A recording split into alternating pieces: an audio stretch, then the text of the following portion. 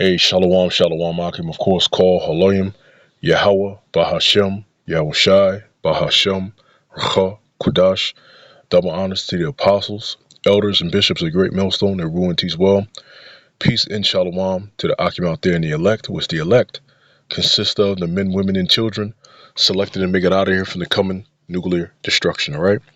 I'm the brother, Zayan Allah of the DC camp, coming at you with another videos, another questions. You know how I like to do questions for the Christian church, Islam, you name it. These different so-called religions out here, and you name it. You know, every now and then I do a questions for even other Israelite groups. So in this case, questions for other Israelite groups that teach hell. Where is the judgment of hell in the Old Testament? As you know it, a place that burns forever. When you die, you get judged, and you go there, and you're burning in hell for all eternity. According to the doctrine of Christianity, that's what I want to know. Okay, where's the judgment of hell in the Old Testament? And you know what? For that matter, what about the heathen? Where did the heathen go when they died in the Old Testament? Even during the time of Yahushua, when Yahushua was born and coming on up, before he sacrificed and was sacrificed for the nation of Israel's sins, okay, where did the heathen go during that time? All right, what I have here, you know, I put hell, demons, all right, just so you can get an image of these demonic forces. Remember, the apostles and elders used to always have stuff like that. They would, when they did videos, you had that coming up back in the day, and you know, these demons eating people and stuff like that. Look at that, these different demons, Satan, hell, right? All these different depictions of so-called hell. You know that's what people believe in. People actually believe this right here, and they believe you go there when you die and you're evil. If it's looked at as you're evil in the eyes of the Most High, then you'll go there and you'll burn there for all eternity. And you have Israelites that are teaching this. So my question to you is, where's the judgment of hell in the Old Testament, and where did the heathen go? All right, because we know according to the scriptures. Let me get some scriptures, right? Let me get Ecclesiastes, plain and simple. All right, and then this is Ecclesiastes 3 and verse let me see, there's one in Ecclesiastes, the third chapter as well. Yeah, Ecclesiastes 3 and 20. It says, all go unto one place, all are of the dust, and all turn to dust again. Talking about this, you know, your actual flesh, right? All go to one place. All right, we all go to the grave, so to speak. All are of the dust, and all turn to dust again. 21. Who knoweth the spirit of man that goeth upward, and the spirit of the beast that goeth downward to the earth? So the spirit of man goes upward, all right, towards the heavens, and the beast spirit goes down toward the earth. So what's going to happen, all right, with the hell situations? Because, you know, at the end of the day, you're going to have a whole bunch of people in hell, right? But then again, you're going to have the spirit of beast that's going to be on the earth. What happens with them? Do the spirit of beast come back? All right, what happens to them? Do they just stay on the earth? Do they come back? Yes, the answer is yes. The spirit of beast do come back. All right, they go downward to the earth, and guess what? Like Ecclesiastes, the first chapter says, there's no new thing under the sun. All right, this is all one cycle. All right, so the spirit of beasts go downward, but eventually they're going to return on the earth. But the spirit of man, you have it to where they're going to go down to hell for all eternity. Where is that? Okay, where is that according? That's going to the Old Testament. Remember, we're supposed to bring forth things out of our treasure. This is a treasure, right? It's not the scriptures, the word of treasure. Knowledge, wisdom is a treasure. We're supposed to bring things out of our treasure, both what? New and old. So let's go to what is known as the Old Testament. We're at in the Old Testament is there the judgment of hell. Remember, Israelites have received the law, statutes, commandments, judgments of Yahweh Ba'Shem Yahushai. Let's get Deuteronomy 6. Deuteronomy 6:1. Now these are the commandments, the statutes, and the judgments which Yahweh Ba'Shem Yahushai, your God, your power, commanded to teach you, that ye might do them in the land whither ye go to possess it, that thou mightest fear the Lord thy power, to keep all his statutes and his commandments, which I command thee, thou and thy son, and thy son's son, all the days of thy life, and that thy days may be prolonged. See that? So that thou mightest fear Yahweh Ba'Shem Yahushai. So if hell really existed in the fashion of the way Christianity teaches it, in the way even Islam teaches the same as Christianity, because Islam came from Christianity. It was spawned by that. Christianity, the so-called religion of Christianity, right? It was spawned from it. All right, because even in Islam, they have you go to hell, you burn, and there's a tree down there with dead heads and crazy stuff, right? But you see the similarity, right? Wouldn't that be in the Old Testament anywhere where it says that thou mightest fear? Wouldn't that be the biggest motivator to fear Yahweh Ba'Shem Yahushai if there was a place where you burn forever? Wouldn't it be? That should be the number one judgment each time. Now, when you die, you have a possibility of going to this place, but nowhere in the Old Testament is it talking about this. None. It's when you get to the New Testament and you get to the parable that everybody keeps getting word. That's why keeps getting wrong. That's why I put the emphasis on parable when I just said it just now. When you get to the parable of the rich man and Lazarus, that's what everybody gets confused. It's a parable, but they use that as one of the things to say that there's a hell where people burn forever. So prior to what is known as the New Testament being on the scene, during the time period of the Old Testament, where is the judgment of going to hell where you burn for all eternity?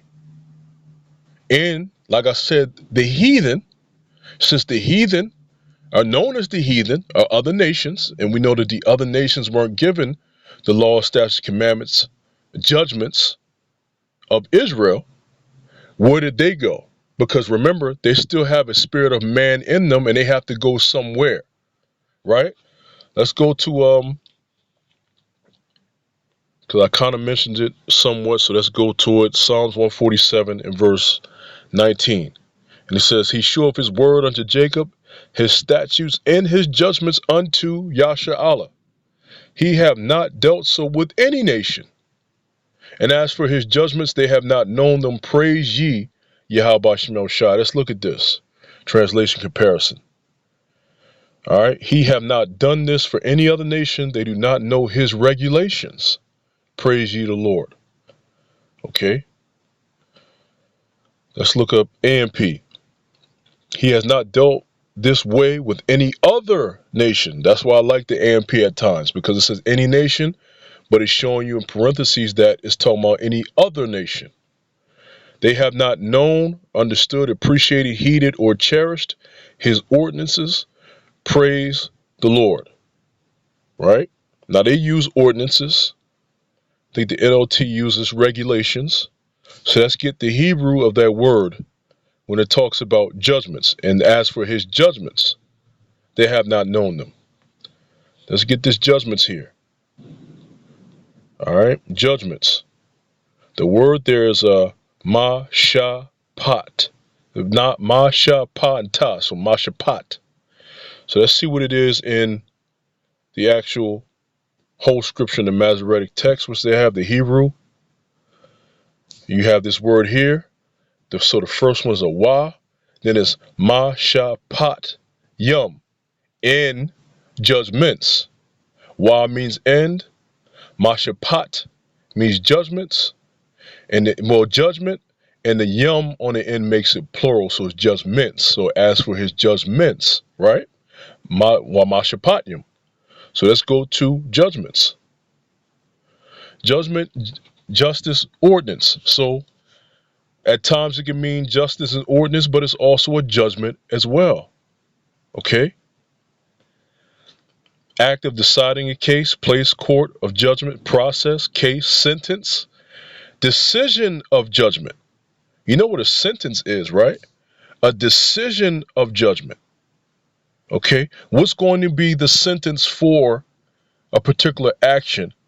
All right? If it happens against Yahweh Shemel Shai's laws, what's going to be the decision? That's a judgment. We're even taught those as well. The do's and don'ts, and also the judgment if you do the don'ts. Execution of judgment. All right? There's stoning in the scriptures where you have to stone individuals for certain things that they go off on. All right? You see, it comes up judgment 296 times. Right? Sentence 2 times. Let's look at the Strong's definitions, especially a sentence or formal decree. Look, very at the top, properly, a verdict. Okay, well, you know what? Let's get rid of that. Let's look up here. Let's look up verdict. A jury's decision in a case. Affidavit, judgment. Okay? True saying, report, to show, also pronounce. It says a verdict. Literally a true saying or report, true. So the true is dealing with true judgment when they say a verdict. But notice they said the word judgment in it again. So now let's look up judgment in the etymology. All right, judgment, action of trying, at law, trial, capacity for making decisions. So that's judgment.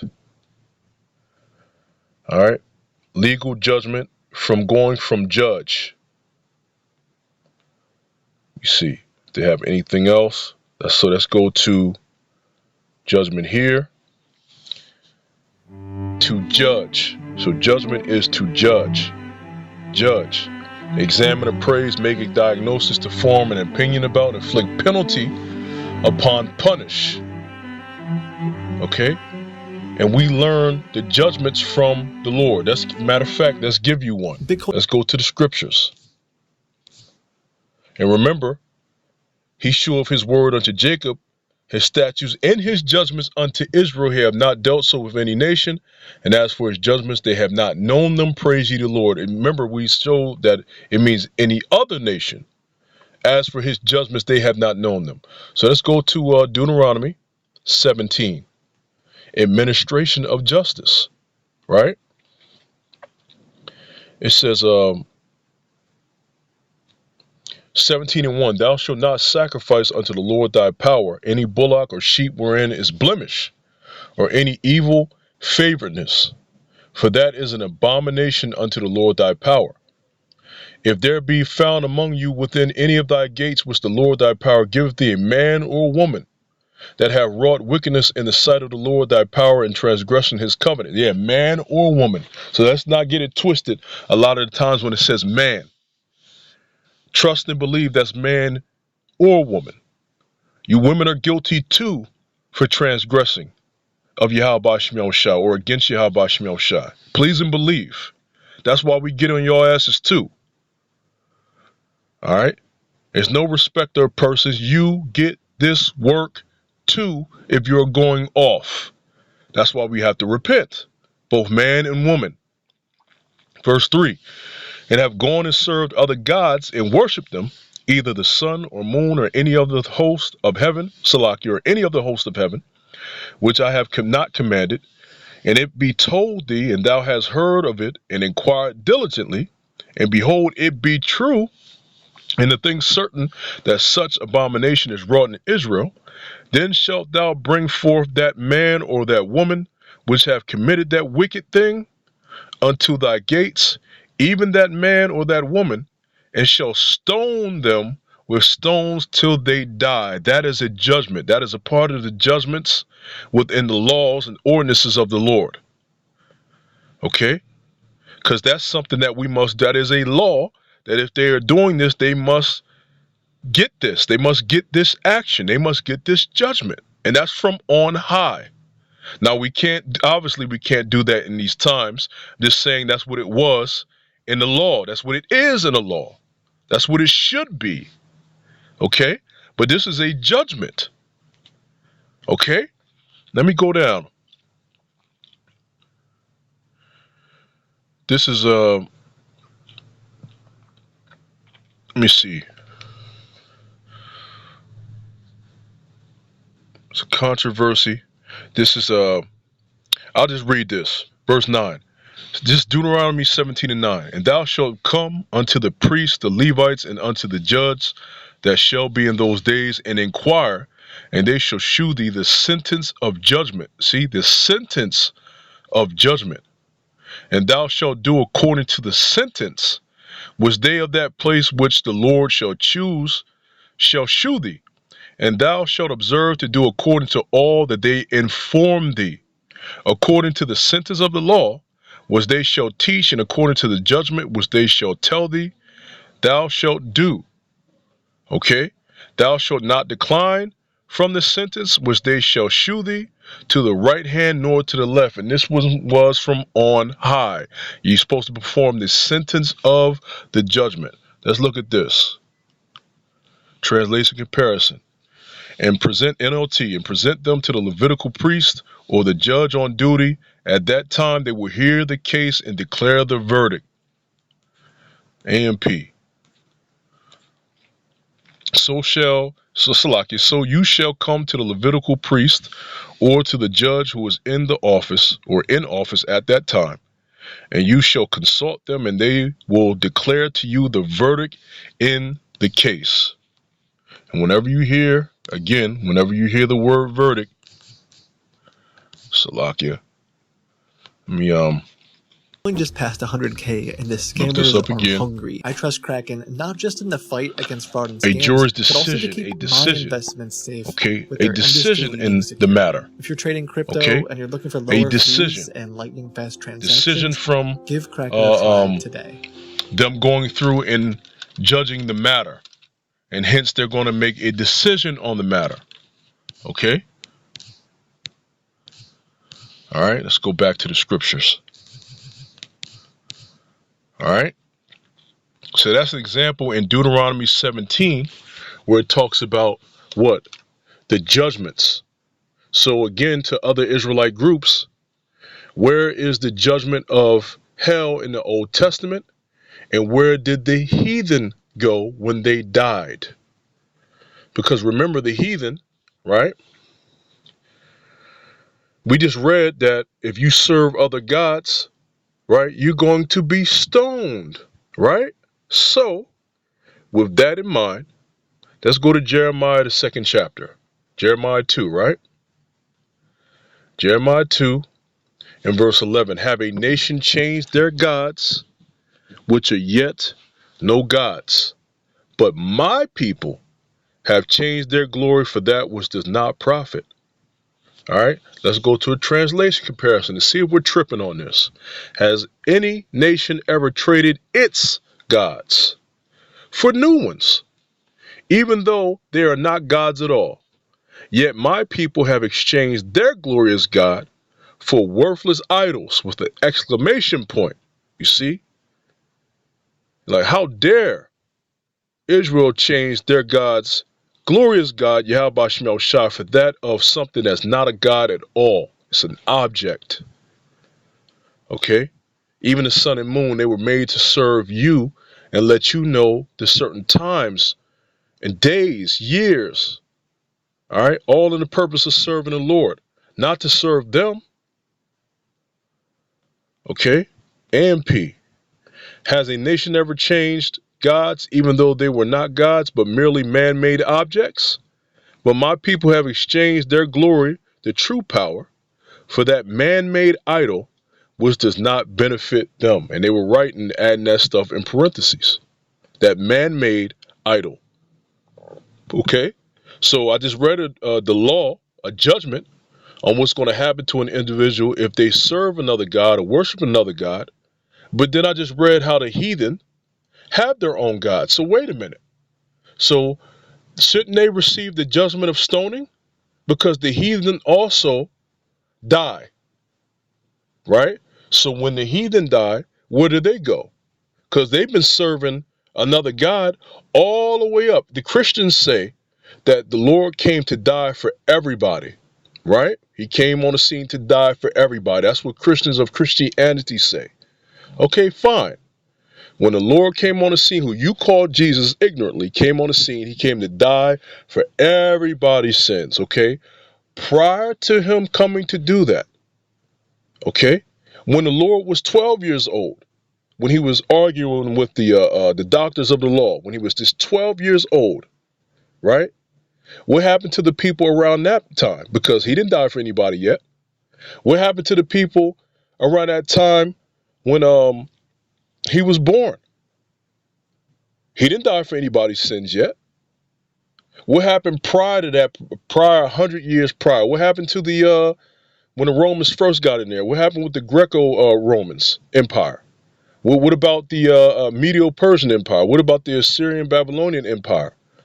What about the Egyptian Empire? What about the ancient Babylonian Empire? Okay? What about all the other heathen? What happened with them? Because they've been serving other gods all the way up until Jesus, as people say, came on the scene to die for everybody who they say. So what about prior? Where did all those souls go? By default, since they had other gods, they're supposed to get stoned and get killed. Or when they died, where did they go? Where did they go? Because if anybody should go to hell, wouldn't it be them? Because they were serving other gods? See, this is what happens when you follow after the things of this world. Okay? We're supposed to be transformed by the renewing of our minds. The things that we learn in this world, the false doctrines, the false teaching, we're supposed to put that away and be wholeheartedly in the scriptures. Okay? The scriptures don't speak of a hell where you burn forever, even though you think it does. If that's the case, where was hell in the Old Testament, and why and where did the heathen go when they died as well in the Old Testament prior to the Lord coming on the scene? That's not only a question for them other Israelite groups, that's a question for those of Christianity as well. I'll leave it at that. Call Haloyim, Yahal Bashim El Shai Bashim and always to the elect I say, double shalom.